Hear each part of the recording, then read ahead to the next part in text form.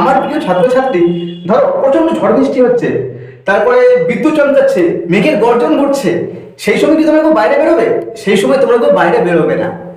সেই সময় তোমরা একটা জিনিস লক্ষ্য করবে যে ধরো যখন বিদ্যুতের চমক হচ্ছে তার সাথে সাথে কিন্তু আমরা মেঘের গর্জন শুনতে পাচ্ছি না, তার 3 থেকে 4 সেকেন্ড পরে আমরা মেঘের গর্জন শুনতে পাচ্ছি। ঠিক আছে, এই বিষয়টা তোমরা এরপরে যখন ঝড় বৃষ্টি প্রচন্ড হবে তখন তোমরা বিষয়টা লক্ষ্য করবে।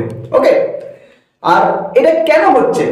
দেখো, আকাশে কিন্তু একই সাথে বিদ্যুৎ চমকাচ্ছে এবং মেঘের গর্জন হচ্ছে, কিন্তু আমরা মেঘের যে আলোটা বা বিদ্যুতের চমকের যে আলোটা সেটা আমরা আগে দেখতে পাচ্ছি।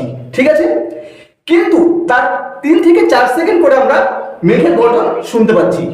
এটা তোমরা ভালো করে খেয়াল করবে। এরপরে যখন বৃষ্টি ঝড় বৃষ্টি প্রচন্ড হবে তখন তোমরা বিষয়টা ভালো করে খেয়াল করবে। ঠিক আছে, আর যত বিদ্যুৎ চমক বেশি দেখতে পারবো আমরা, ধরো বেশি পরিমাণ আলো দেখতে পারলে বিদ্যুতের ঝড় বৃষ্টির সময় তখন শব্দটা আমরা বেশি পরিমাণ শুনতে পারবো। আর যদি হালকা বা অল্প বিদ্যুতের চমক দেখি তাহলে কিন্তু শব্দটা আমরা কম শুনতে পারবো। মনে থাকবে, এটা তোমরা লক্ষ্য করবে। আর আগে আমরা বিদ্যুতের চমকের আলো দেখতে পাচ্ছি, কিন্তু বিদ্যুতের চমকের আলো দেখার 4 সেকেন্ড বা 5 সেকেন্ড পরে আমরা মেঘের গর্জন শুনতে পাচ্ছি। কারণ কি? কারণ হচ্ছে গিয়ে এই দেখো, আলোর গতিবেগ হচ্ছে প্রচন্ড বেশি। ঠিক আছে, আলোর গতিবেগ প্রচন্ড বেশি, কিন্তু শব্দের গতিবেগ হচ্ছে তার তুলনায় অনেক কম।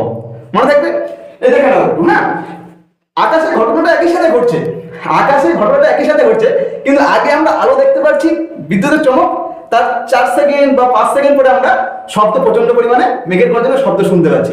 আমরা কিন্তু একসাথে জিনিসটা দেখতে পাচ্ছি না এবং শুনতে পাচ্ছি না। ওকে, এই প্রসঙ্গে আমি আমার ছোটবেলার একটা কথা মনে পড়ে যাচ্ছে। দেখো, বাড়ির সামনে রাস্তা দিয়ে একজন ভদ্রলোক যাচ্ছিল। ঠিক আছে, তখন প্রচন্ড ঝড় বৃষ্টি শুরু হয়ে গেছে। আর সেই সময় চৈত্র বৈশাখ মাস ছিল, সেই সময় প্রচন্ড ঝড় বৃষ্টি হতো। এইবার ঝড় বৃষ্টির সময় কি করলো, উনি ওনার সাইকেল নিয়ে এসেছিল, তখন আমাদের বাড়িতে ঢুকলো, আমাদের চালার নিচে দাঁড়ালো। কোন ঘটনা ঘটেছে কি, ধরো উনি বলছে, মাঝে মাঝে বলতো, বাবু কানে আঙুল দাও, ভগবান আওয়াজ দেবে। তখন যেই কানে আঙুল দাও তখন গুরুম গুরুম গুরুম মেঘে শব্দ শোনা যেত। ঠিক আছে, এবার আমি বললাম, ভাব উনি তো ভালোই অনেক কিছু জানে। হ্যাঁ, এরকম ভাবতাম উনি তো ভগবানের সাথে যুক্ত নাকি উনি, এরকম ভেবেছিলাম। এবার উনি কি করতো, উনি তখন যে আলো আলো আর কি মেঘের আলোটা আর কি বিদ্যুতের যে চমকের আলোটা দেখতে পারতো, তখনই বলতো আমাদের যে বাবু কানে আঙুল দাও, তোমার এখন ভগবান আওয়াজ দেবে, মেঘের আর কি আওয়াজ দেবে।